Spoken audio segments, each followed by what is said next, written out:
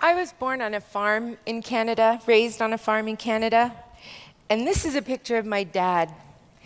He's holding the very first lamb that was ever born the year we decided to raise sheep. We had a subsistence hobby farm, and what that meant was we had about 10 chickens that we raised for the eggs and the meat. We had a cattle of about 15 that we raised for beef and dairy. And we almost always had a couple of horses around. And one summer, in addition to the 20 sheep that we were now raising, we even had a goat. And farming, where I come from, even a small hobby farm, is a family venture. It sometimes requires all hands on deck. And even though my dad and my older brother were the people that managed most of the day-to-day chores that needed to be done on the farm, there were times that we absolutely had to pitch in. And my task in spring and summer was to clean the sheep pens and the chicken coop. Now, I didn't so mind much cleaning the sheep pen because even though it was about 5 times the size of the chicken coop, because at least there was ventilation. Because cleaning the chicken pen and the sheep pen meant that I was actually shoveling out and removing the layers of manure and straw that had accumulated over the winter. And so with the ventilation, that became a little more bearable. In the chicken coop, though, tiny, closed in, stifling. And any of you who have any familiarity with the gut-wrenching, nose-watering stench of chicken manure can totally relate to the disdain that I felt for that task. And so needless to say, farming and being a farmer was never, ever going to be in my future. And as soon as I could, I'm kind of ashamed to admit this now, but I couldn't wait to shake the farm off me. And I headed, like my brothers, to higher education and professional work worlds because that kind of work wasn't for me. And definitely, I was looking for work that didn't involve manure. So I became a nurse. Yeah, you get the irony. Yeah. And so you're going to have no trouble laughing at the next one because my next venture was to go to law school. Yeah.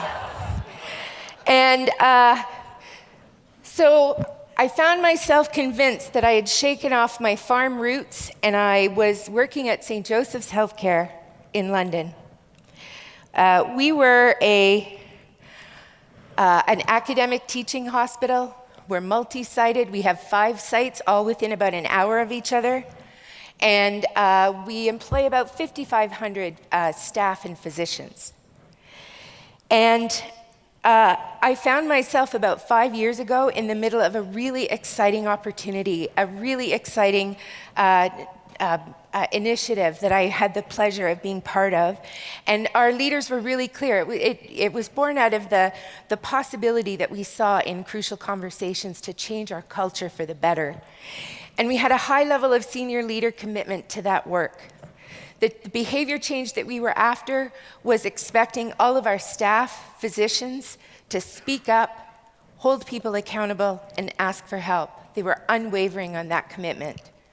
We had Ron McMillan in to come and train our senior team, generated a lot of buzz and excitement. Joseph Grenny gave us encouraging words. Everybody was talking about crucial conversations, and the buzz was really high. It was really exciting. Have you had that kind of experience at the beginning of a project? And 3 years later, well, we were still doing the work of drilling down the culture change deeper and deeper into the organization. But I have to tell you, that buzz was a bit more like a murmur. And there seemed to be a lot less clarity about the cultural change aspect and a lot more focus on the training. And our leaders seemed less clear about why it was that we were doing what we were doing and that this wasn't just about the training.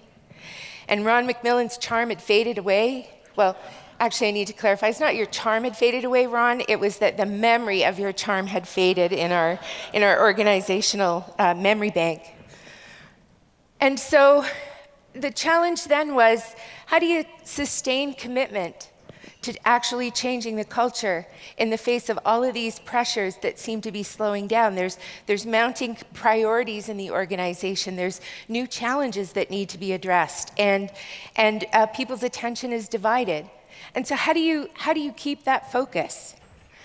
Well, for me, In the ultimate of ironies, here actually are our vital behaviors, the things that we were working on. Here's what we expected of our leaders. And here's how I learned to make sense of helping to sustain the commitment and the momentum of the work that we needed to do. And it looked like this for me. When growing culture change, it really helps to think like a farmer. And so in the ultimate of ironies, at 25 years after I thought I'd shaken it off, I find myself a kind of a farmer in my work. And let me tell you about three farming principles that I think are relevant to helping grow culture change. The first one I'm not sure I've captured exactly correctly, so bear with me. I called it plant the right crop, and here's what I mean by that. I heard a number of people talk about planting the seeds of change and planting the seeds of training in organizations. And I think any self-respecting farmer would never plant seeds the way that we plant training. And what I mean by that is so much of the focus in organizations, even ones like ours, where we're really committed to growing behavior change, not the training results, we become obsessed with and put all of the effort into planting the seed. And so in farming terms, that feels like it's akin to, just opening the door and throwing the seeds out and hoping that somewhere along the way, one of them will take root, maybe one of them will actually live to reseed next year, and maybe one of them will sort of partly come up and then die off, but the yield won't be very great. And where it helps to think like a farmer around planting the crop and being clear that what you're trying to grow is the behavior change, a good farmer would step back and spend a lot more time on the front end thinking about the conditions that are needed to create that crop, to yield that crop. They would spend a couple of days, maybe a week, depending on the size of their farm, planting the seeds. We know the training initiatives are more than that. And then there would be a focus on all of the things that need to happen to harvest the yield from that farm. And what I found happening in our organization was all of the effort clustered around the training, which I didn't think served us in terms of growing the behavior change. So we had done a lot of the things at the outset around being really clear about what was the behavior change we were after.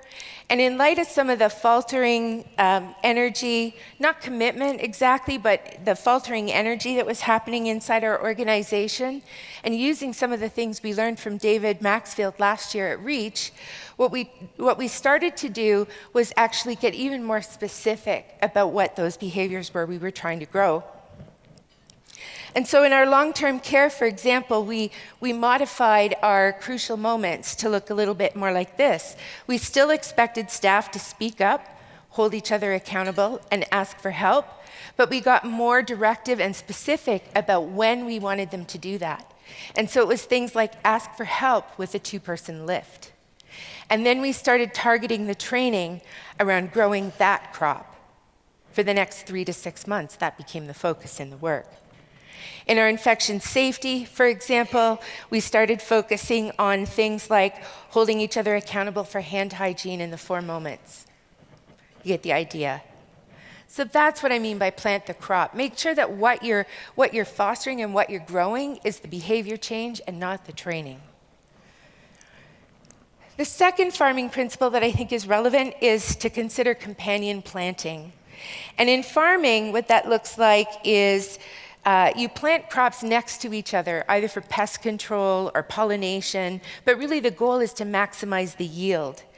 And I think it's helpful to think about this in 2 ways. One about companion planting with the people and companion planting the ideas.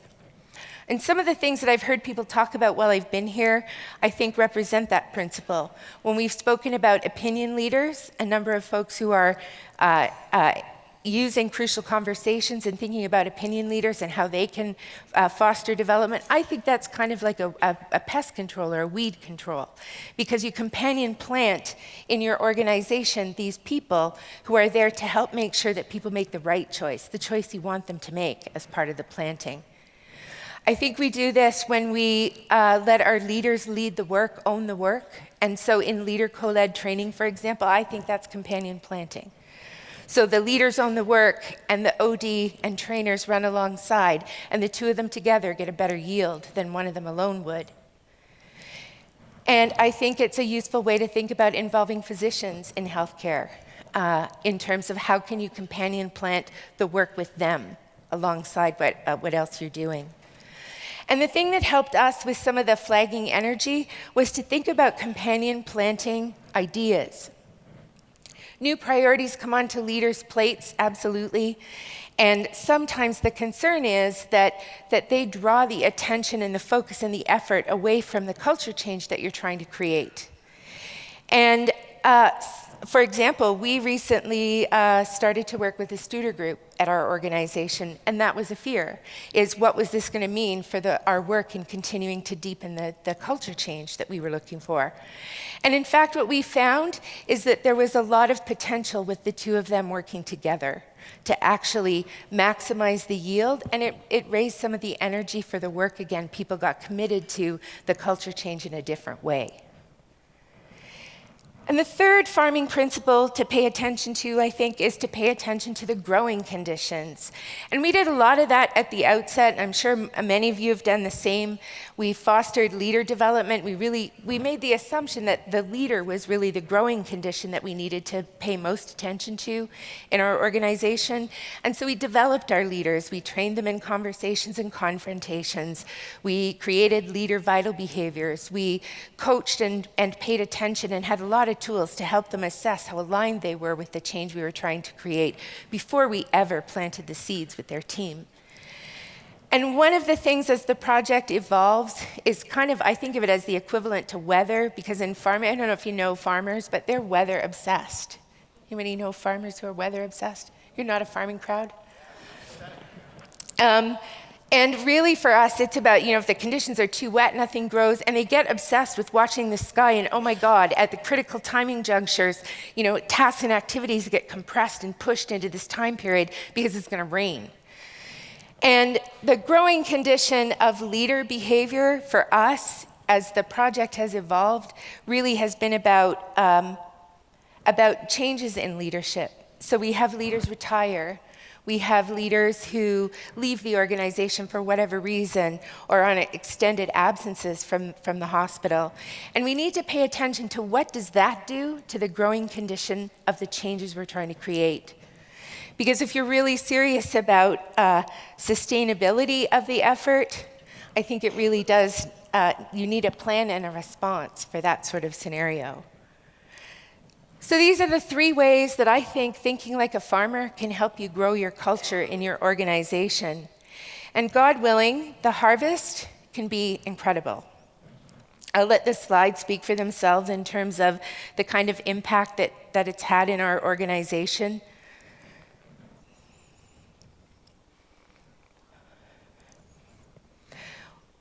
What I'd rather do is tell you a story about something that happened recently at training that exemplifies how paying attention like a farmer can make a difference. I was supporting a vice president and one of her directors in crucial accountability training with some of her leaders.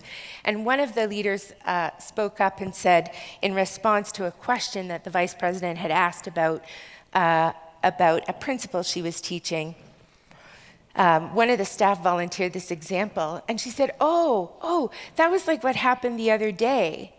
And apparently, we had an outside contracted agency show up to transport a patient. And as they walked by the station at the front of the unit clerk stepped out and said, oh, hang on a second, guys. This patient is on precaution, so you're going to need to put a gown on and mask up before you go into the room. And the two guys from the agency acknowledged that they'd heard her and carried on down the hall without gowning or masking. As they got closer to the patient's room, they were met by the nurse, who was holding the gowns and the mask, and helped them put them on, and explained again why it was important for them to gown up and mask before they entered into the room to transport this patient. And after the patient was transported, the nurse went to her leader and said, I think I need your help to follow up with that contracted agency, because I don't think they appreciated the kind of risk that they were putting our patient in. I don't think they get what we need them to do when that kind of thing happens. Will you help me make that call? And the vice president, the director, and myself had goosebumps, Because what had happened was exactly what we wanted. It was exactly the work that we were trying to do. We had people at the lowest levels of the organization speaking up in the interest of patient safety, holding an outside contractor accountable for following our processes in the interest of patient safety, and asking for help to follow up with an organization where the person wasn't sure exactly how to manage the situation. You know, it's enough to make any farmer proud. Thanks.